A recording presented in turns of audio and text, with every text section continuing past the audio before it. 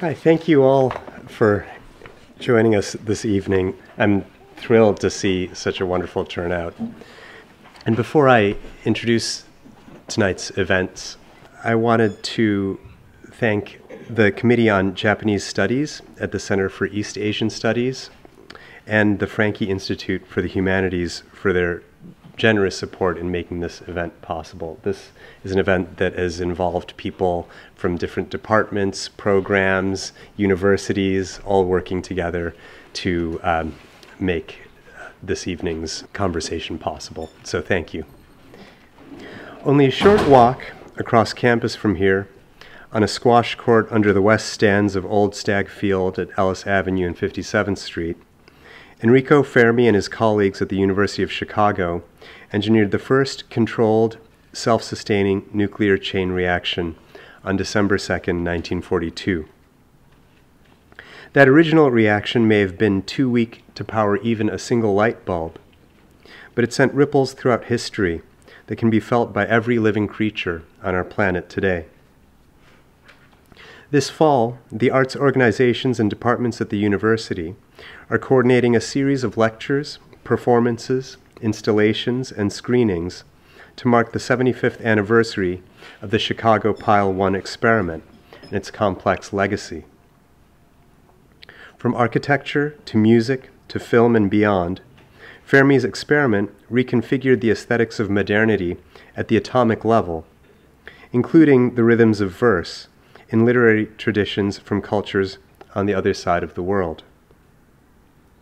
Tonight, we're fortunate to host a talk on Japanese poetry in the wake of the Fukushima disaster of March 11th, 2011, the most catastrophic nuclear accident since Chernobyl.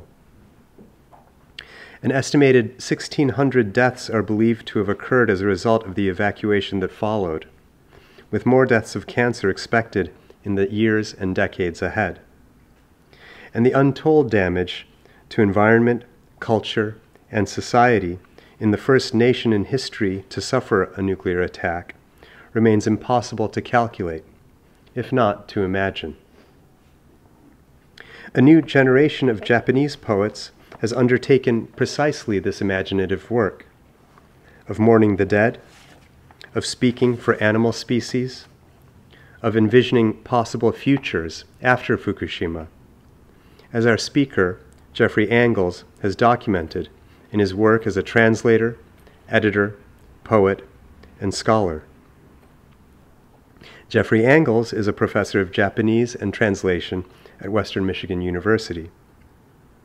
He's the award-winning translator of dozens of Japan's most important modern authors and poets, including Arai Takako. He also writes poetry, mostly in Japanese.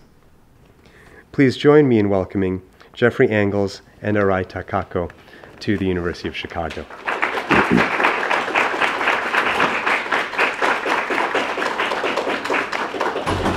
Hello, everyone. Thank you very much for coming here. I'm thrilled to see such a full room tonight. I wasn't quite sure what to expect. It's very nice to, usually I'm on that side of the lake over there. If you go directly east, that's where I live. So it's nice to be a few miles on this side of the lake for a change. Today, what I'm going to do is I'm going to share with you just a very, very brief survey, a brief kind of introduction to some of the literary production that emerged in Japan after the nuclear accident and all the other disasters that took place in the year 2011. So the first part, my part, is going to be mostly a kind of talk and broad survey. I thought that I would start with a couple of haiku, which were written by a prominent haikuist by the name of Takano Mutsuo. A few years ago, he published this book called Man no Hane, 10,000 Wings, which won one of Japan's largest literary awards, Yomiuri Bungakusho. This book was published almost immediately after the Fukushima meltdown, and so there was a series of poems in there inspired by the disasters. Hiroshima, Nagasaki, then Fukushima, Flowers of Darkness. So here, right away, I wanted to introduce our talk today by following up exactly what Chiku had said a moment ago, that Japan, of course, is the first country ever to suffer a nuclear attack, and then it also, so in a way, this experience of Fukushima was seen in Japan as part of a long continuation, a long, very complicated and difficult history of nuclear energy, nuclear power. And we'll be talking about that quite a bit over the course of the next couple of hours. But here are a couple of other poems by him. Over My Head, A Hell of Flowers, or Flowers of Hell. And one more. From the Spring Heavens, the radioactivity to which we've given birth. I thought that this was especially important here because his language, we have given birth. The fact that we as a nation, the Japanese people, have allowed this to come into existence is something clearly that is implied in here. I think that all of you know about the disasters in Japan, but I just thought I would just mention them again briefly, what exactly transpired before getting into writing about it. As we all know, on March 11th, there was a massive earthquake in Japan. This was the earthquake took place about 100 and something kilometers off the northeastern shore of Japan, and it was a magnitude 9.0 earthquake on the Richter scale. This is the largest earthquake that ever took place in Japanese recorded history, and the 5th largest earthquake ever recorded in world history. It was large enough that it changed the tilt of the world's axis and moved the country of Japan about 15 feet further out into the Pacific Ocean. So the entire country was affected. And you can see all throughout the country like which regions, where the earthquakes were felt the most strongly on this map. That, of course, produced the tsunami that then crashed into the northeastern Japan coastline and produced the Fukushima meltdown.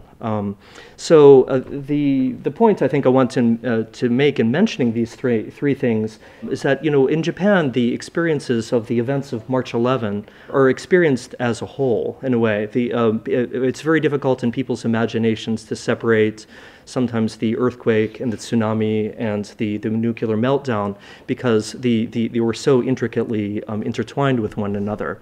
We see that over and over again in the literary responses to the disasters, that people are reacting not just to one part of those disasters, but very frequently people are reacting to the outcome across the board.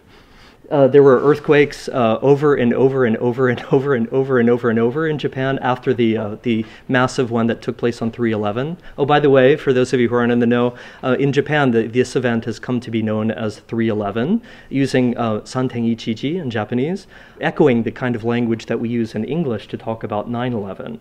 And of course, this is no coincidence, because this March 11 disaster in Japan became sort of the dynamic event that has shaped much of Japanese policy and Japanese cultural development in the years subsequently, just as 9/11 shaped much of what happened in the United States in subsequent years. There were so many earthquakes all throughout Japan in the eastern coast. At the time of the earthquakes, I was in Japan close to here, and the earthquakes were coming about every 2 hours for days and days and days and days and days and days and days on end. When the rubble finally cleared, we realized that a massive number of people were dead. 15,000, almost 16,000 people were killed. 2,000 some people were lost, presumably considered dead as a result of the tsunami.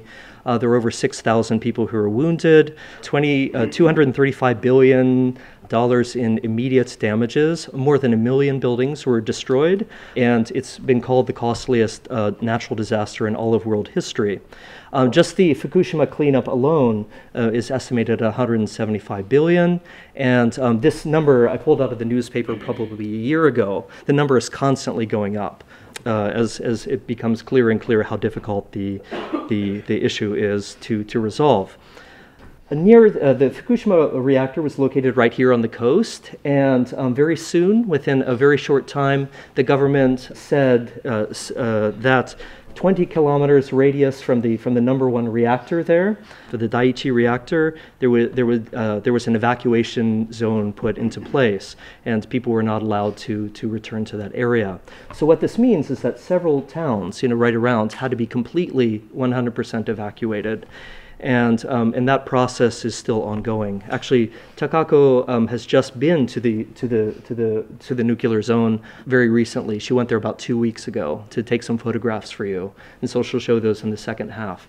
But the evacuation order was lifted earlier this year, and so people are officially allowed to return to certain parts of these towns. However, very, very, very, very few people have. It still is mostly a ghost town in this region. The nuclear reactor, of course, is still being cleaned up. Here's a photograph that I took off of Google Earth about a year ago. You can see that all around the reactor there are gigantic barrels, and these are gigantic barrels of water that are being used to cool the overheated reactors. And because there's no place really to take these highly radioactive pools of water, they're just being kind of stored on site until the government is able to figure out a better, more proper way to deal with them. And I think there's a lot of ongoing discussion about the best ways to deal with this. But the human costs are still absolutely out there. Even if we look at Google Images shots of the areas surrounding the reactor, we can see that these towns are still largely abandoned. Fields are overgrown. You see that there are no cars out here. Yeah, there doesn't seem to be any sign of life anywhere on the grounds whatsoever.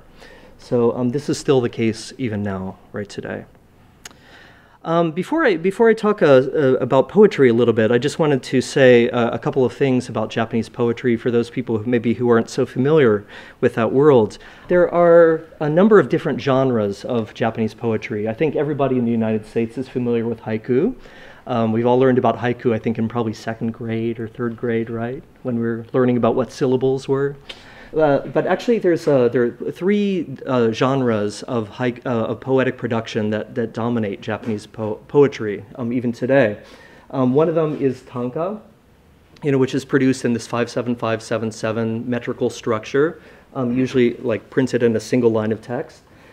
This is one of Japan's oldest forms of poetry. It's still being practiced in a very, very, very big way today. Lots of people are writing haiku now, tanka now. Several hundred years later, more than 1,000 years later, the front part of the haiku broke off and became its own independent. The tanka broke off and became its own independent genre, the haiku, and so this has about 400 years of history. The other form of history, which Takako and I are practitioners of, is called shi in Japanese. And this has sometimes been variously translated as modern poetry, free verse poetry, or poetry in the international style. This refers to the kind of longer forms of poetry that developed as Japanese poets came in contact with Western style poetry and began to break away from the metrical forms and patterns that existed up until that time.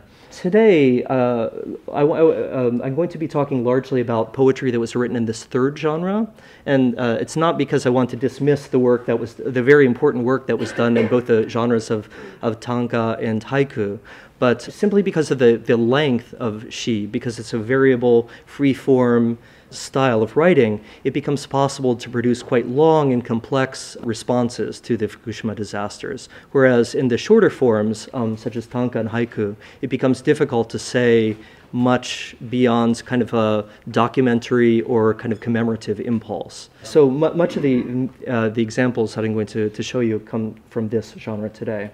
I should finally add that there's no single word in the Japanese language that corresponds exactly to the English word poet. People who write tanka are called a kajin. People who write a haiku are called a haijin. People who write shi are called shijin.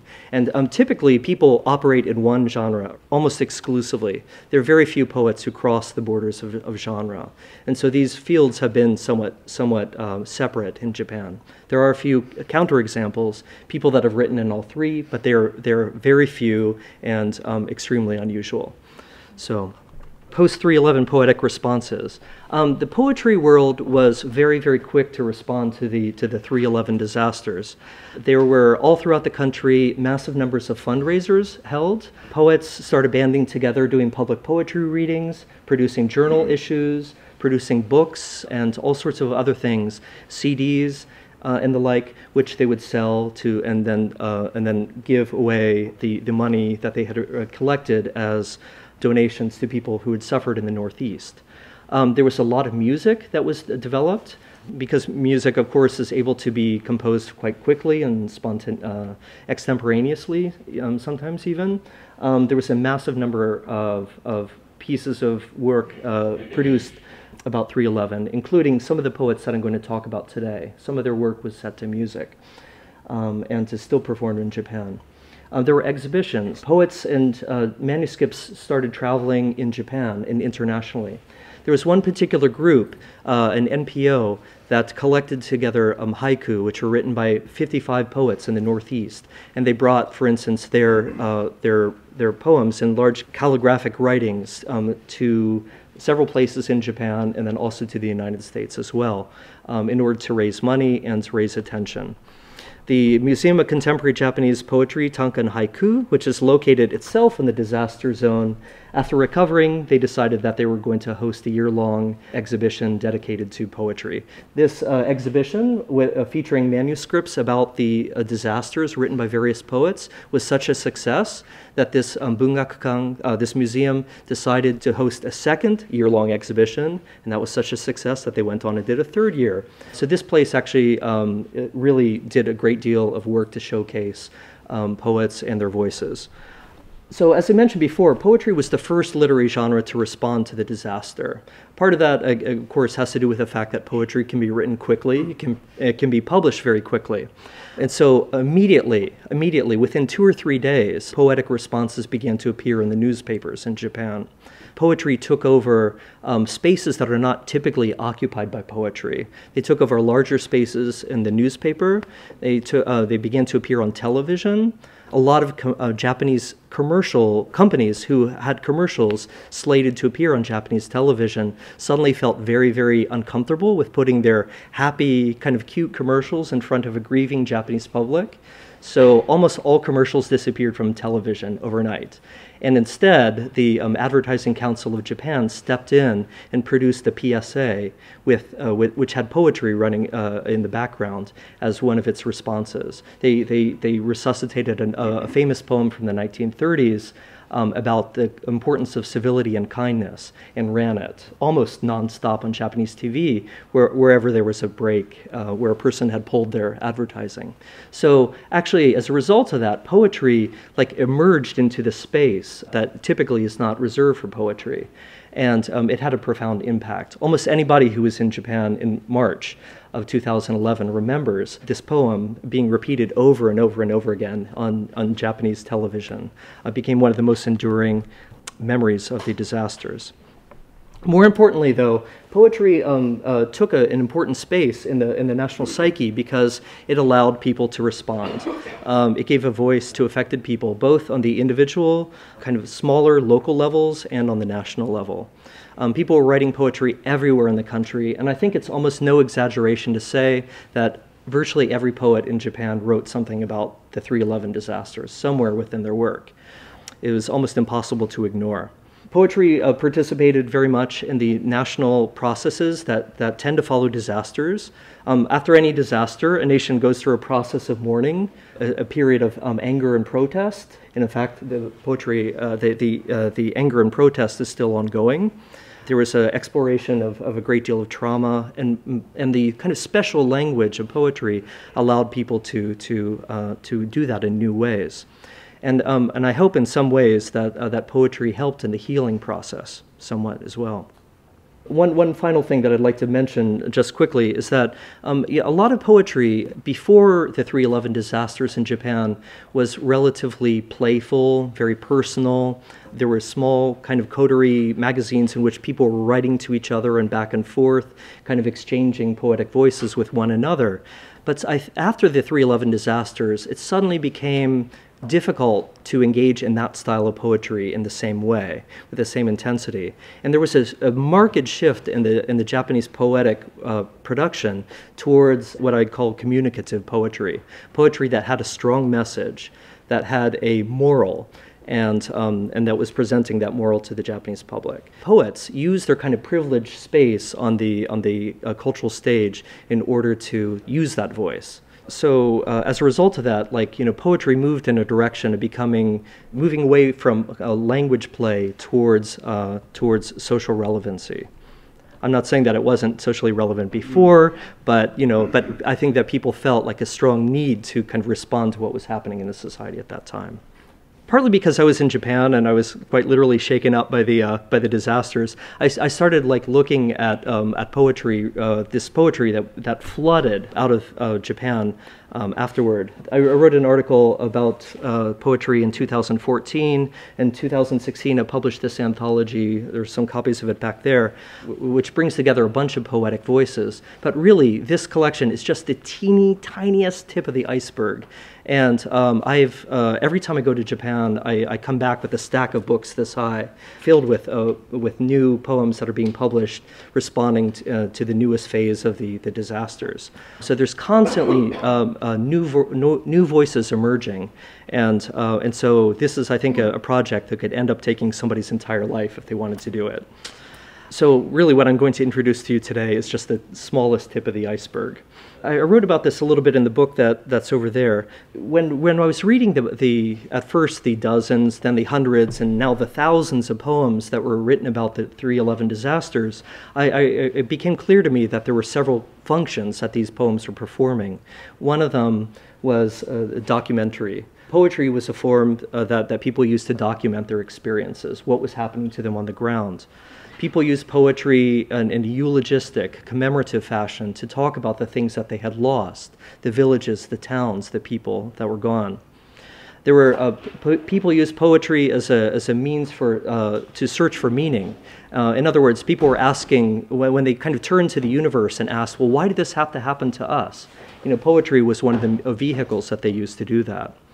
And this is quite related, but those people who are looking for meaning in the disasters frequently would turn to protest when they found the answers. So there was a large number of anti-nuclear protest pieces that emerged out of 3/11.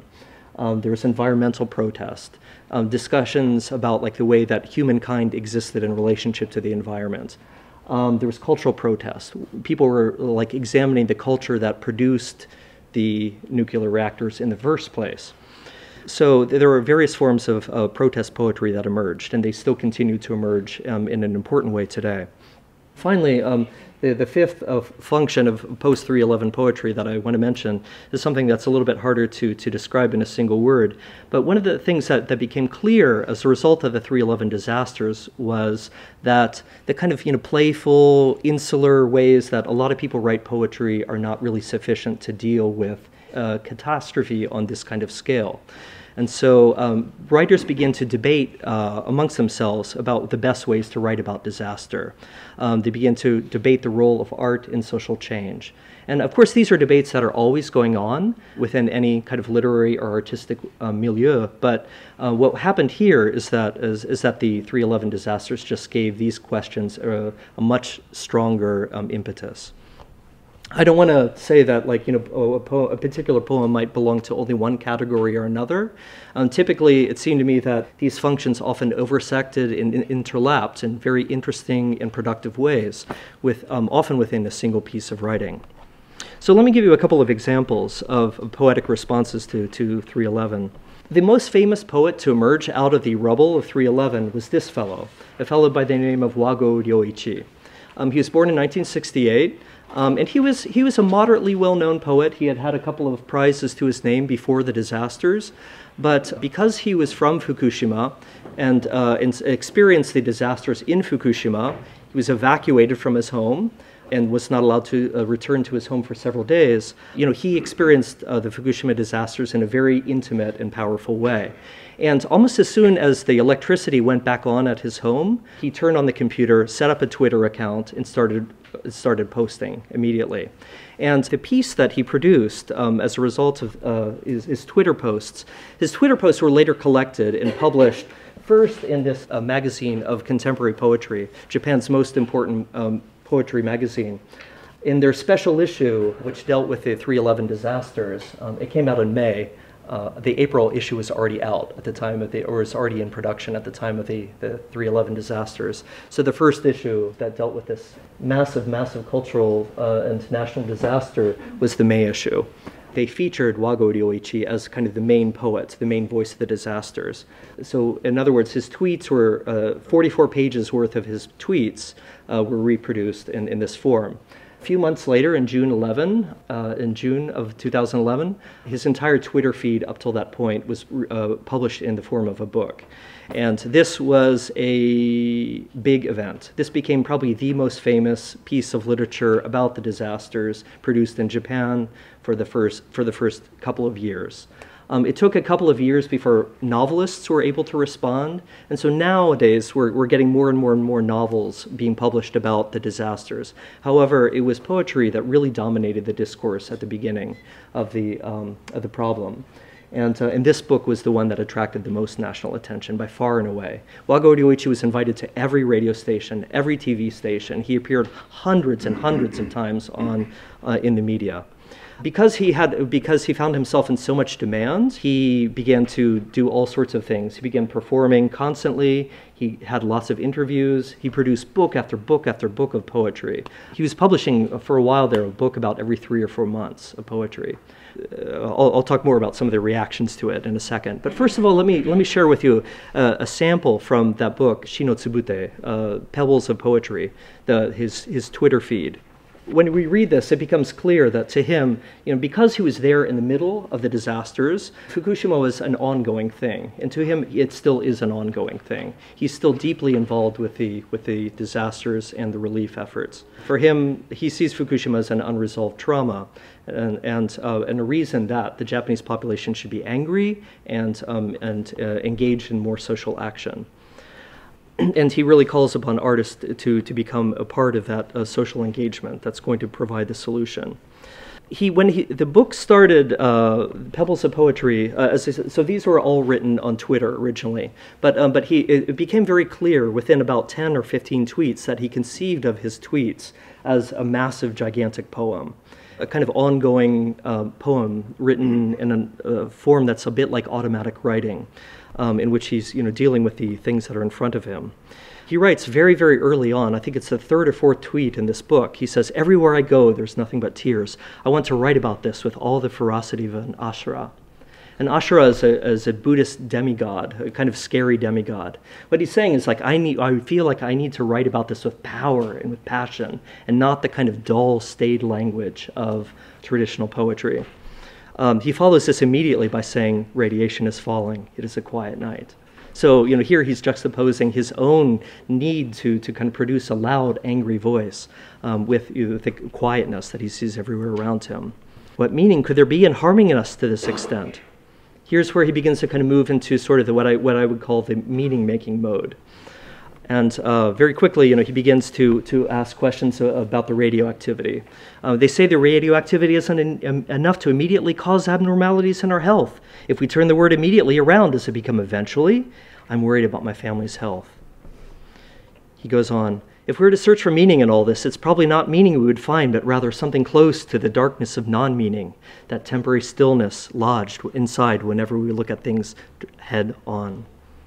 As I was writing this just now, the earth rumbled again. Everything shook. I held my breath, got on my knees, and glared at the trembling till it was over.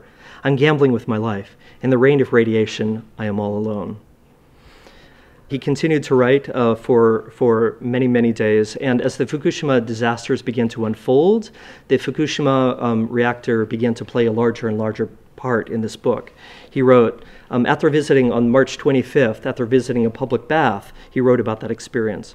We sweat. Yet another man says, I'm afraid of the plutonium above all else. Of all the things we've seen so far, I think that's the worst. A cold sweat covers the soles of our feet. Someone in Watari was saying something. What? It's okay for Fukushima to be angry, even angrier than it is already. A cold sweat covers our foreheads. In the blazing heat of the sauna, I think back on how this spring my son's elementary school did not have a graduation ceremony. Angry against what? What? Blame what? What? One official made the mistake of saying only the gods know what's going on with that nuclear reactor. So then, blame the gods? I let the rain fall over my heart. A cold sweat covers my soul. I might have reached my lament.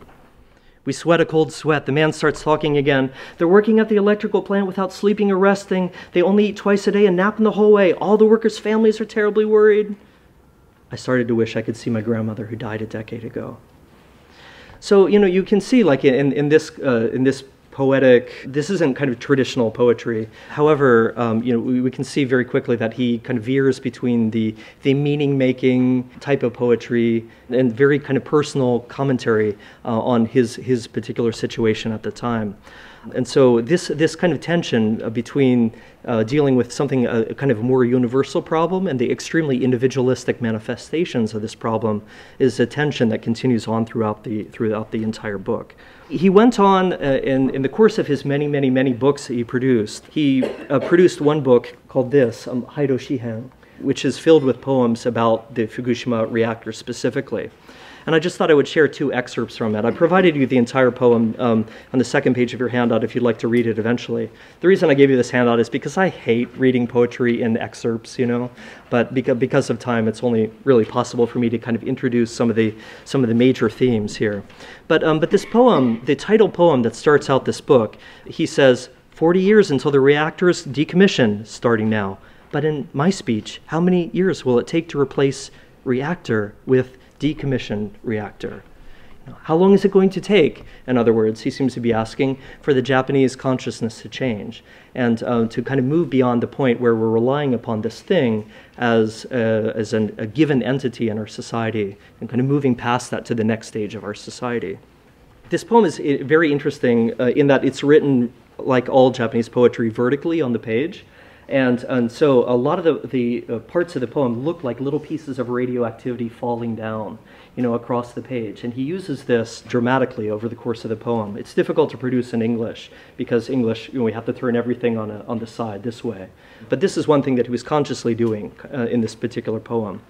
But after producing a series of images that show kind of snapshots of what he's seeing around him in Fukushima, he comes to this, the penultimate stanza.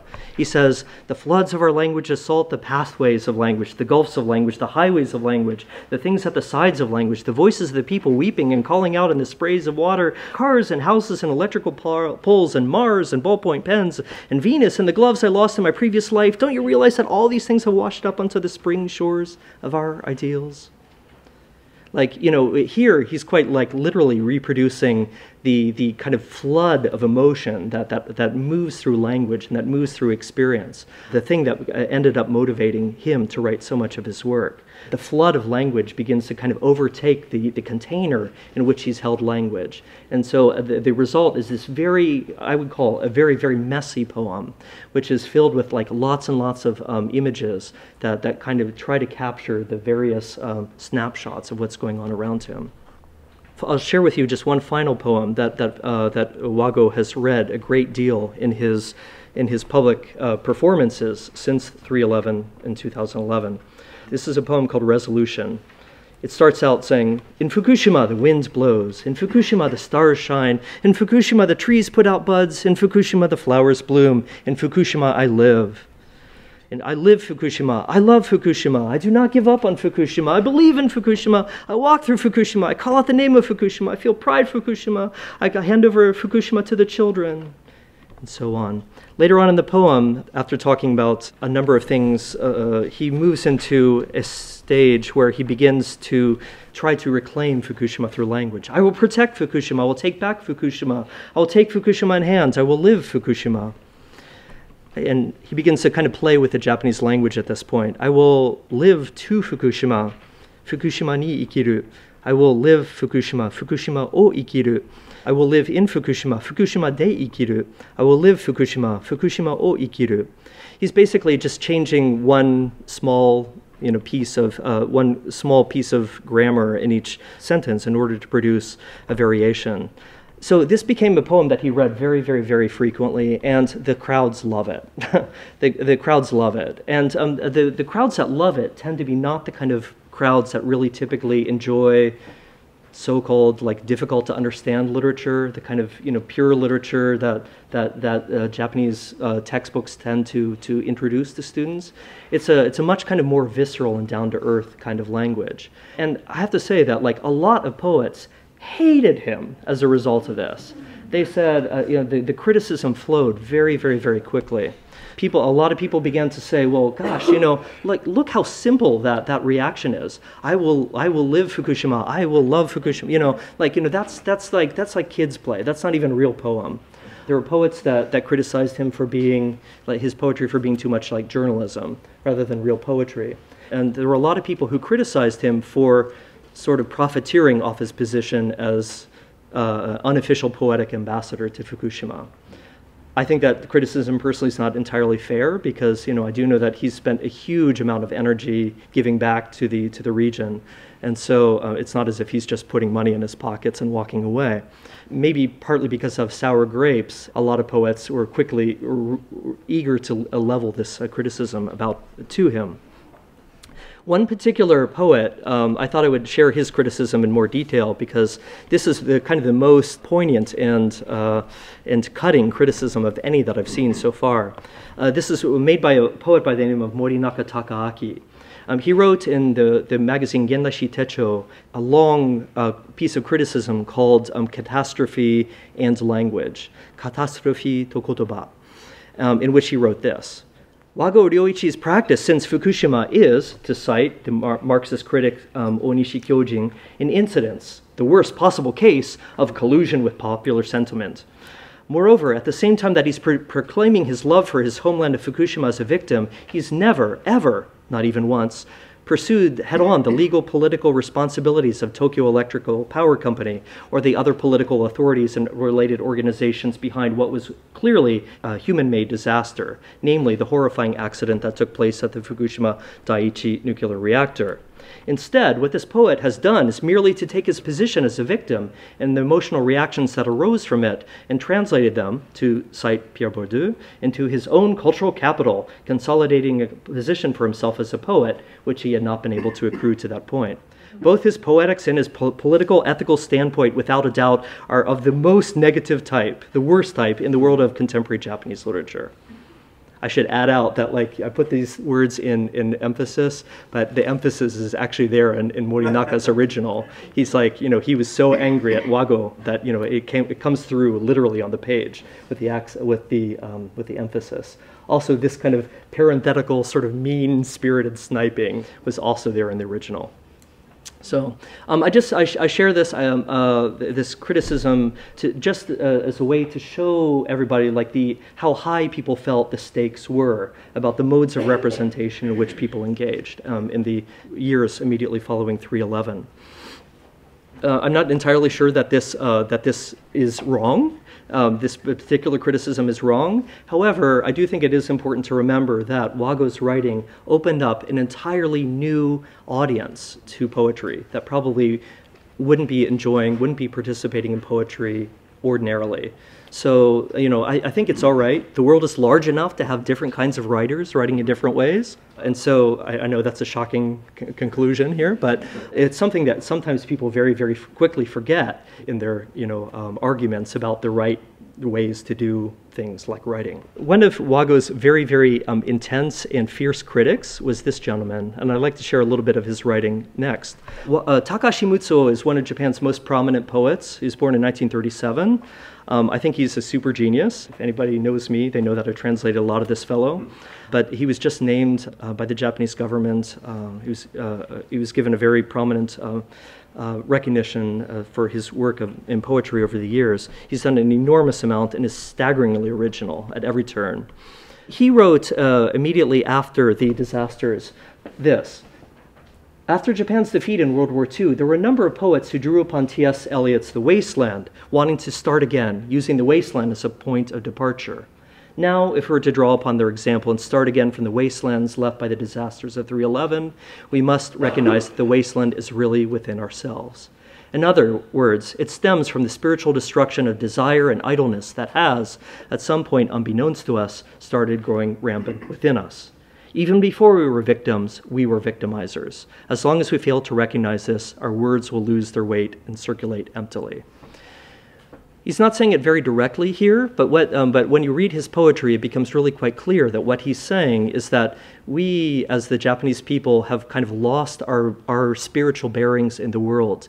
We rely upon consumerism, easy comfort, an infinite consumption in order to kind of fill our souls.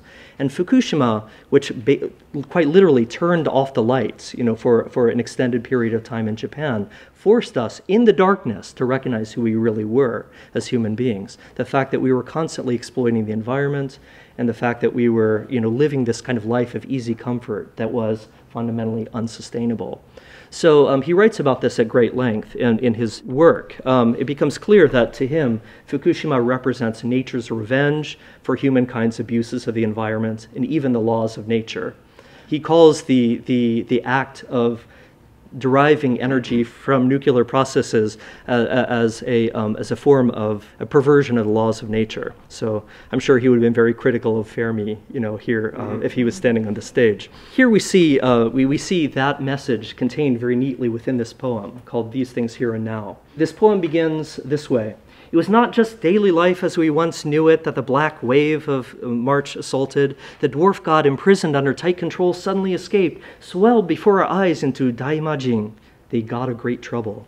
Filling heaven and earth, the people set adrift, whole settlements at a time, not just one village, not just one town, but an entire country, no, the entire world entered an endless era adrift.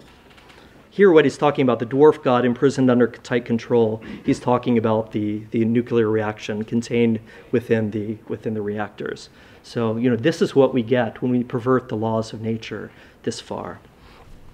He goes on to say, let us collect our thoughts. What is nuclear power? Mother's greatest gift to humanity? Or rather, the miscarriage after the child rapes and impregnates its own mother? You can see quite clearly, what his attitude towards nuclear power was. Isn't it true that we shut a demon in a cage and forced it to work? Then when its power was gone, we had it buried alive? Isn't it true that the buried, anguished corpse has regained its breath and has returned, harboring its anxiety and fear for revenge? Now is the time it reveals its secrets tucked away. So, his idea is that, unless kind of humanity and Japanese civilization in particular reevaluates its relationship with the environment, its relationship with the laws of nature, its relationship to consumerism and consumption, that this is a problem that is ultimately unsolvable. And that's the reason that he says later in this poem, we are not comforted, we are not purified. The reason is that our grievances and our protests are finally against ourselves, our avarice, our idleness. We cannot be easily comforted. We cannot be easily purified. We must be scorned over and over. We must be beaten over and over. His solution to step back and to kind of step back from the podium of ego, as he once called it to me. He was specifically talking about Lago de Ichi there. Step back from the kind of podium of ego and listen kind of calmly to the voices of the dead, the people that were killed by the tsunami, the victims of the Fukushima who are not able to kind of voice their own problems. We need to listen to those people. He says, will we be fortunate? If so, we must prick up our ears all the more. We must turn our eyes to what has remained. The mute words of the countless dead snatched by the waves, the silence of the swelling numbers of displaced withstanding privation, and the brilliance of the youth who have stood up from inaction. Supporting them is none other than the silence of the dead and displaced. What we must learn is their anonymity, their gracious unconditionality. For the sake of time, there was another poem that would have liked to have shared with you. I think I'm going to leave this. It's in the handout. This is a poem which he wrote about the same time. I think this was written about 5 or 6 months after the Fukushima meltdown began. And he considers this his favorite poem. He considers this his most successful poem. The name takes its title, obviously, from the famous novel by Gabriel García Márquez, Lovers in a Time of Cholera. But here he's changed it to be Lovers in a Time of Nuclear Power. Again, this is a poem that repeats the themes in the poem that I just shared, so I'm not going to read through all of it. But I just wanted to say that, here's another example of him kind of expressing this same style of criticism. And as a little bit of a plug to introduce our next guest, I want to introduce one of the, I think, most brilliant poets in Japan, Arai Takako. So to her, she's written a number of poems about Fukushima. She has provided, in my opinion, some of the most interesting and trenchant criticism of the Fukushima disaster. And not just the kind of environmental protest that Takahashi produced, but also kind of a larger cultural critique of the Japan that gave rise to the reliance upon nuclear energy. Arai is a poet who does a great deal of social criticism in her work overall. She's written a great deal about the 2008 economic shocks, but she just sees the Fukushima disaster as one of a series of contemporary crises that reveal the fragility and gullibility of the Japanese population. Her poetry frequently shows the particular and potentially problematic ways in which contemporary Japanese society has developed. And she tries to get at the kind of ideology that underlies the cultural reliance upon nuclear energy. In conclusion, I think that I just would like to include the voice of one local poet. This is a gentleman named Kojima Chikara, who is an elderly gentleman born in 1935, and he spent a lot of his life as a anti-nuclear protester in this region. So when the nuclear meltdown began to happen in 2011, he was right there documenting and writing about it in poetry. He's not a poet that's known on the national stage, but the Fukushima disaster gave him a platform to be heard for the first time. Just this year, a book was published, a bilingual collection. I picked it up in Japan earlier this year, called My Tears Flow Endlessly. In it, there's this poem. It's a poem called Killer.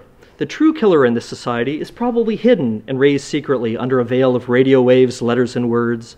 The true killer, without color, shape, or smell, can be seen by nobody. The true killer who targets every creature on earth doesn't discriminate targets. The true killer, who is the lethal weapon, has no need for any hidden weapon. The true killer who is intruded and accumulated in the body can never be eradicated, though it reduced by half. The true killer who makes sure to do its work and take its time always gets in the way, even if people remain unaware. The true killer who conceals itself in a village full of money cannot be arrested even if its crime is discovered. The true killer who is dispersed into the unexpected place, no creatures but loaches can live in contaminated soil. The true killer, they tell us, doesn't affect our health immediately. The true killer is, therefore, in this society, most probably, without a doubt, legal. So, again, this is probably not the type of poetry that might have kind of emerged onto center stage before 2011. It's extremely direct, it's extremely communicative, it's not particularly playful in its language. But I think that one of the things, one of the reasons that I wanted to conclude with this particular poem is because I wanted to show that the particular nature of the disasters opened up a space for different kinds of writing that typically might not have come to the fore in the playful years before 2011. So I think I'll stop here. Thank you.